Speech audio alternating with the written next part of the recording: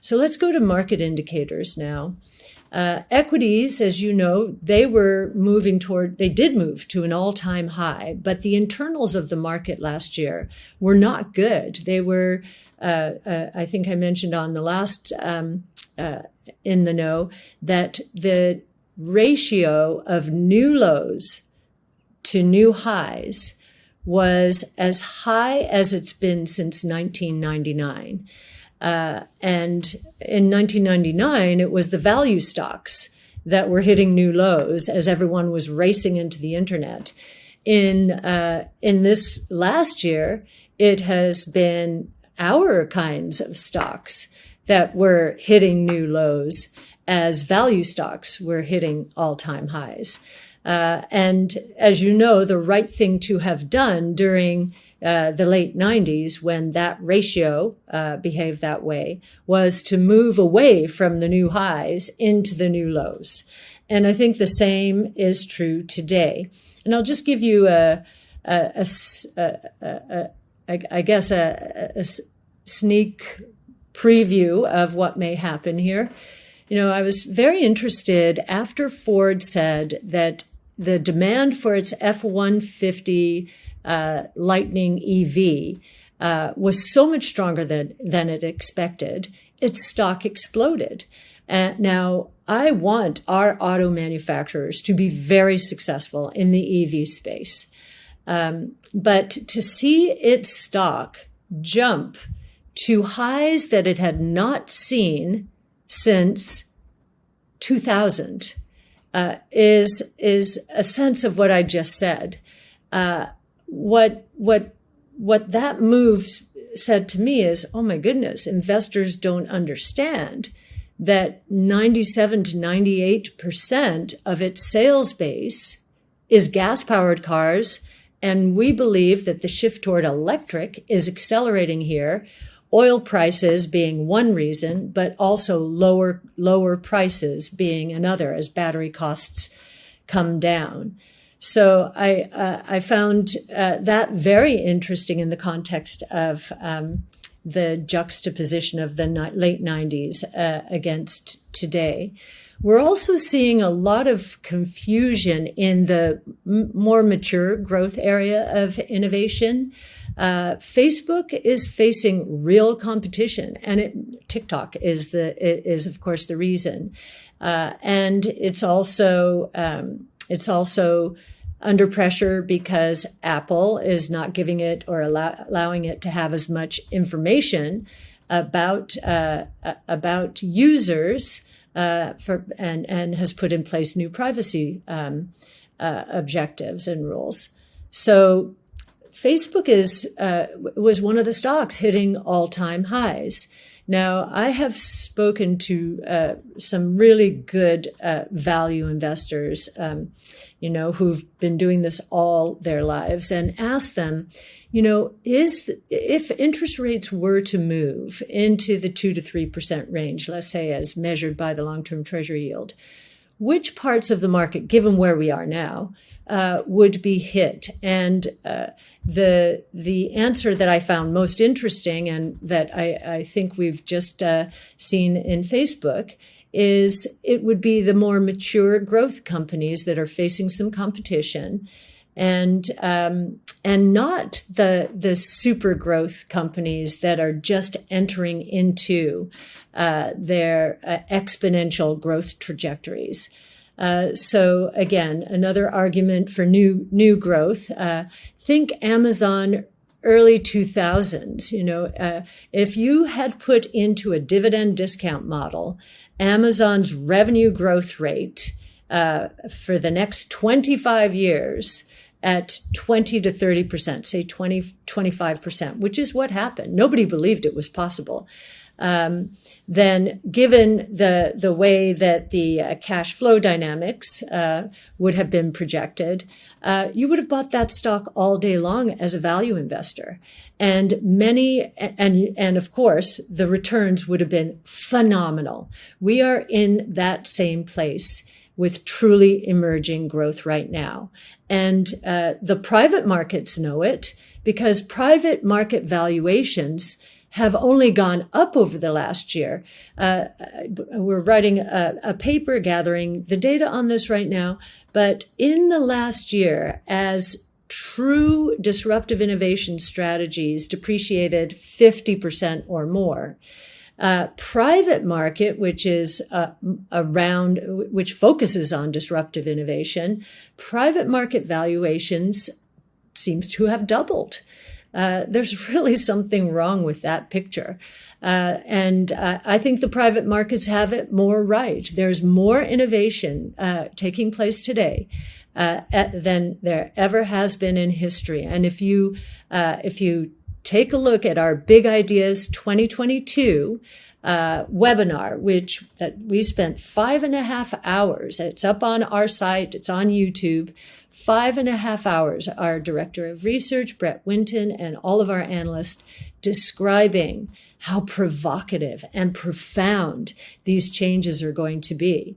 I often muse that during the tech and telecom bubble, I was in the markets at that time, of course. I saw investors, falling all over each other, trying to one-up each other to get a bigger tech position because tech in the indexes had moved to 35%. So we saw many portfolios with 40, 50% tech.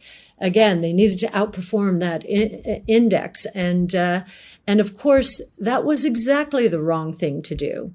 But it was mass psychology. It was a very interesting time. Today, we have the same thing going on in reverse. We have investors shying away, in fact, running for the hills. And the hills in this case are their benchmarks. Everyone needs to get close to that benchmark. And they all look alike. If you look at the top 10 in NASDAQ, top 10 in S&P, the overlap is astonishing. These benchmarks have really, I think, done a disservice to the allocation of capital. But that said, investors are running for the hills when there's volatility, fear around inflation and interest rates. And we think that decision is going to prove to be just as incorrect as the decision to move en masse in the late 90s. Just touching on a few other markets, bonds.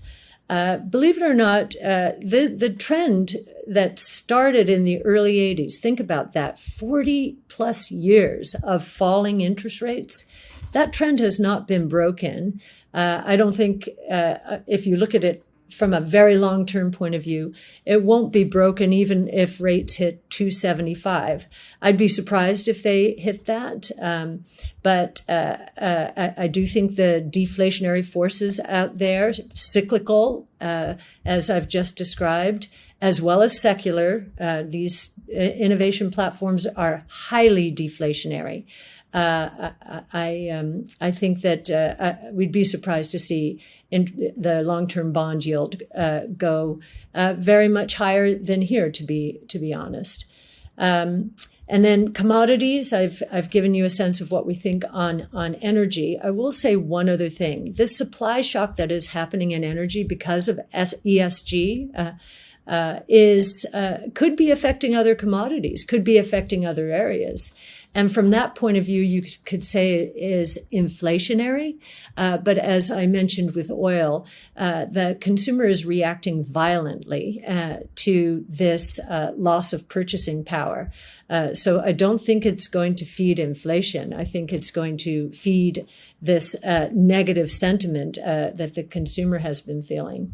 On the innovation front and on market indicators, cryptocurrencies, Bitcoin, Ether, they have corrected with the equity markets. More and more hedge funds are involved in them. So when the market corrects, we do see higher correlations these days, although over a full market cycle, the correlation between crypto assets and any other asset is extremely low, which means for diversification purposes, crypto is a very interesting asset.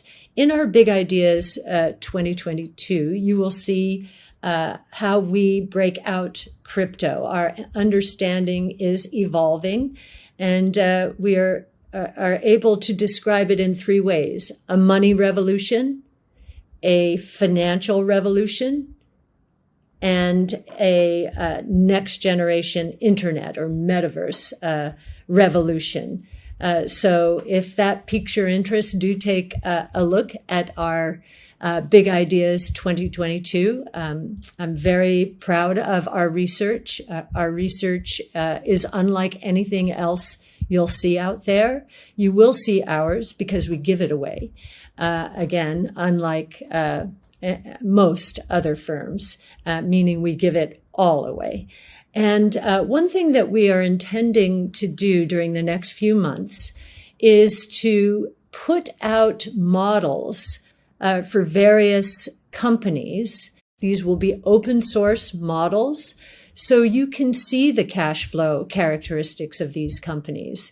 They're pretty explosive already. So this idea of profitless tech is ridiculous, just ridiculous. We're excited to share with you our models. We share our top-down models in the form of blogs. Now these actual models will come out so you can see how we're building these models and how powerful the exponential growth trajectories they are on will show through into the financials.